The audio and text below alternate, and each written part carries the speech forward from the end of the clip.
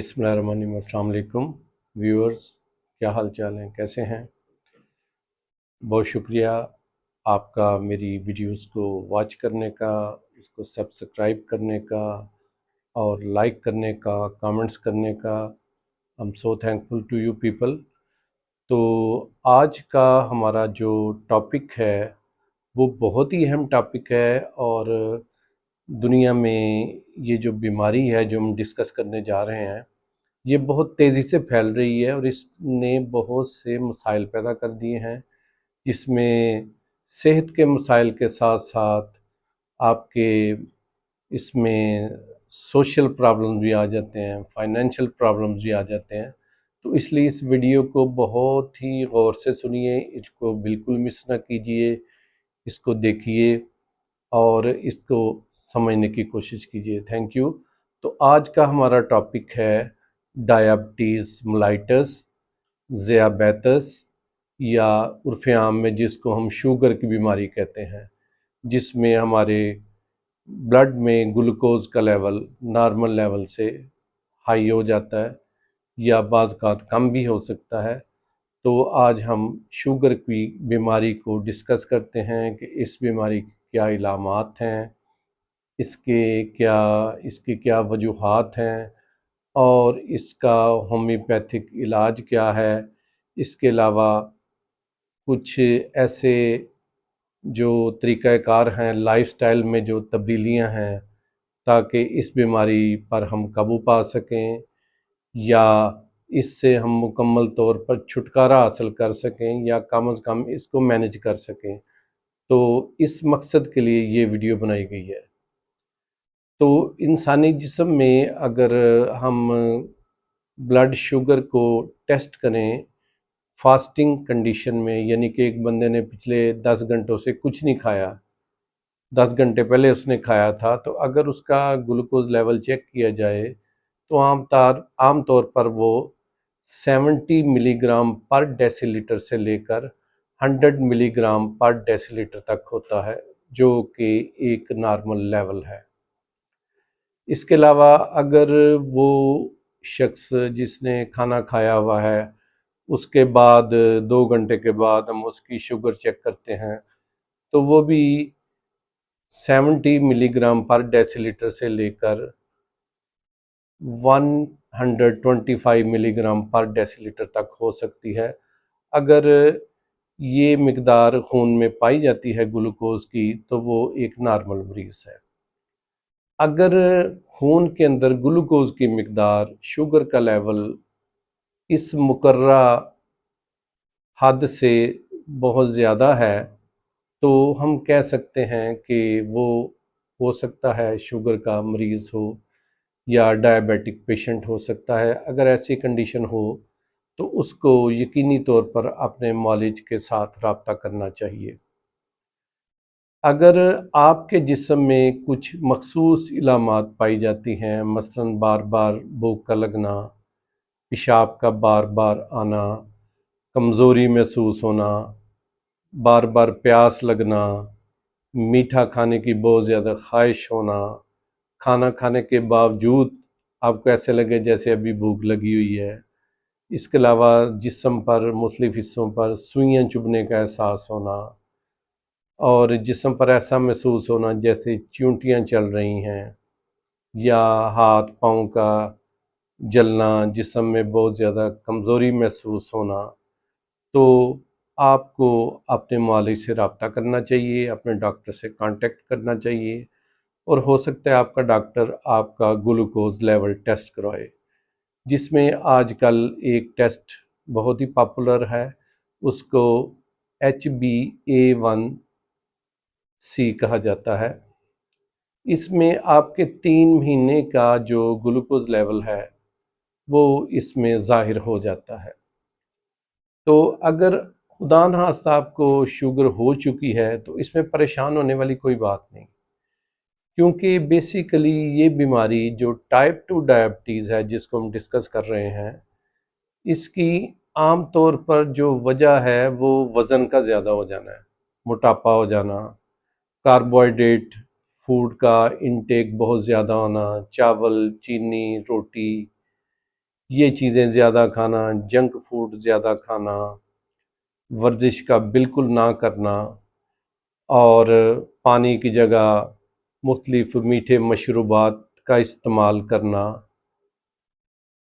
जिस्म को बिल्कुल किसी भी किस्म की मुशक्क़त ना देना, इसकी वजह हो सकती है। इसके अलावा इसकी विरासती वजह भी हो सकती है। अगर आपको ऐसा मसला हो चुका है और आपको शुगर है तो सबसे पहले आप अपना लाइफस्टाइल चेंज करें। दवाई आप जौन सी भी ले रही हैं, बेशक होम्योपैथिक खा रहे हैं, एलोपैथिक या आयुर्वेदिक, जो भी दवाई है उसमें उसका उस वक्त फ़ायदा होगा जब आप अपना लाइफस्टाइल चेंज करेंगे।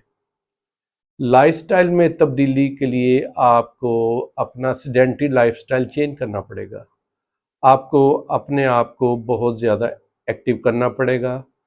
उसमें ये कि आप वर्जिश करें, खाना जो है वो सादा खाएं, उसमें सब्जियां फल ज़्यादा इस्तेमाल करें, चीनी से मुकम्मल तौर पर परहेज़ करें, बेकरी प्रोडक्ट्स बिल्कुल ना लें, नान ना खाएं, रोटी चावल का इस्तेमाल बिल्कुल कम करें या बंद ही कर दें। कार्बोहाइड्रेट अगर आप बिल्कुल बंद कर देंगे तो उससे भी आपकी शुगर जो है वो ठीक हो सकती है। इसके अलावा आप अपनी नींद पूरी करें। अगर आप जिम कर सकते हैं तो जिम करें, अगर वॉक कर सकते हैं तो कम से कम 40 मिनट से 1 घंटे तक पैदल चलें। अपने आप को बहुत ज़्यादा एक्टिव रखें, साइकिलिंग करें वगैरह वगैरह। अब हम आ जाते हैं कि इसमें क्या खाना चाहिए और क्या नहीं खाना चाहिए। तो सबसे पहले जो चीज़ है वो उसमें हमें कार्बोहाइड्रेट से या बचना चाहिए, या तो हम अपनी ग़िज़ा से उसको बिल्कुल जो है वो क्विट कर दें या मिनिमाइज़ कर दें। कार्बोहाइड्रेट आमतौर पर हमारी जो खुराक है उसमें चावल और रोटी है, क्योंकि चावल और रोटी जब हम खाते हैं तो हमारे जिस्म के अंदर जाकर ये ग्लूकोज में कन्वर्ट हो जाती है और उससे हमारा शुगर लेवल जो है वो बढ़ जाता है। क्योंकि पाकिस्तान में ज़्यादा लोग रोटी खाते हैं, गंदम हमारी स्टेपल फूड है, इसको खाया जाता है, और गोश्त जो है, जो प्रोटीन है, वो ज़्यादा लोग अफोर्ड नहीं कर सकते। तो इसमें ये कि आप नाश्ते में तकरीबन 1, 2, 3 उबले हुए अंडे खाएं, जर्दी समेत खाएं, क्योंकि अंडे की जर्दी जो है उसमें गुड कोलेस्ट्रॉल पाया जाता है। तो इसलिए आप अंडे खा सकते हैं, इससे ऐसा कोई मसला नहीं है। आप अंडे खाएं, उसके अलावा आप फलों में सेब खा सकते हैं, इसके अलावा आप बेरीज खा सकते हैं, स्ट्रॉबेरी खा सकते हैं, फालसा खा सकते हैं, ये फल आप खा सकते हैं।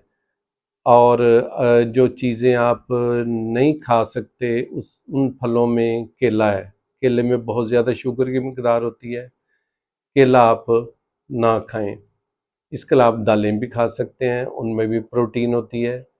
तो ये अगर शुगर की बीमारी पर काबू ना पाया जाए तो इससे बहुत ज़्यादा मज़ीद कॉम्प्लिकेशंस पैदा हो जाती हैं, जिसमें आँखों के पर्दे की बीमारी हो सकती है, जिसमें धुंधला नज़र आना शुरू हो जाता है। इससे ब्लड प्रेशर का मर्ज़ हो सकता है, इससे हार्ट अटैक का भी ख़दशा है, इससे खून के अंदर कोलेस्ट्रॉल की मिकदार भी बढ़ सकती है। तो इसमें जो होम्योपैथिक की अद्वियात हैं उसमें सबसे जो बड़ी दवाई जो जिसको हम कहते हैं वो है सेजिनम जैम्बोलिनियम। ये जामन से बनी हुई दवाई है। जामन जो है ये हमारे खून में शुगर की मिकदार को कम करता है। दूसरे नंबर पर जो दवाई इस्तेमाल की जा सकती है वो है एम्ब्रा अगस्टा, और तीसरे नंबर पर दवाई इस्तेमाल की जाती है यूरिनम नाइट्रिकम। इसके अलावा एक बायोकेमिक मेडिसन है, वो है बायोप्लासिजन नंबर 7। ये विल्मार श्वाबे जर्मनी की दवाई आती है। इसके साथ साथ ये भी आप इस्तेमाल कर सकते हैं। और मेरा मशवरा ये कि आपको अगर शुगर का मर्ज़ है तो आप उसमें सेल्फ मेडिकेशन ना करें, अपने करीबी होम्योपैथिक डॉक्टर से रब्ता करें और उसकी निगरानी में आप ये दवाइयाँ इस्तेमाल करें। इसके अलावा एक कॉन्स्टिट्यूशनल मेडिसिन भी हो सकती है जो कि सिंगल रेमेडी होती है, जो कि आपका होम्योपैथिक डॉक्टर आपकी सारी इलामात को वो देखेगा, आपकी पूरी फैमिली हिस्ट्री लेगा कि आप को शुगर किस वक्त हुई, किन वजूहात से ये बढ़ती है, किन से कम होती है, तो उसके मुताबिक वो एक दवाई आपकी सिलेक्ट करेगा। आया आप हाजमे बदहज़मी के मरीज़ रहे हैं या आप डिप्रेशन के मरीज़ हैं, किस तरह का आपका केस है, उसमें मुख्तलिफ दवाइयाँ हैं जैसे लाइकोपोडियम है, कलकेरिया कार्ब है, अगर आप बहुत ज़्यादा मोटे हैं तो कलकेरिया कार्ब हो सकती है, नक्सोमिका है, एसिडफास है, इग्नेशिया और बहुत सारी उसमें मेडिसिन है। तो उसमें वो एक आपकी दवाई सेलेक्ट करेगा। उसके बाद ये दो आपको मदर टंक्चर्स बताए गए हैं या और दवाइयाँ हैं, वो ये दवाइयाँ भी उसके साथ साथ आपको वो दवाइयाँ देगा। तो आप लोगों से मेरी ये गुजारिश है कि प्लीज़ मेरे चैनल को सब्सक्राइब करें, इसको लाइक करें और ज़्यादा से ज़्यादा शेयर करें और कमेंट्स करें। अगर आपने कोई क्वेश्चन पूछना चाहते हैं या आप किसी ख़ास मौजू पर मुझसे जो है वो कोई वीडियो बनवाना चाहते हैं किसी ख़ास बीमारी के बारे में, तो मुझे सजेशन दीजिए, मुझे कमेंट्स में बताइए।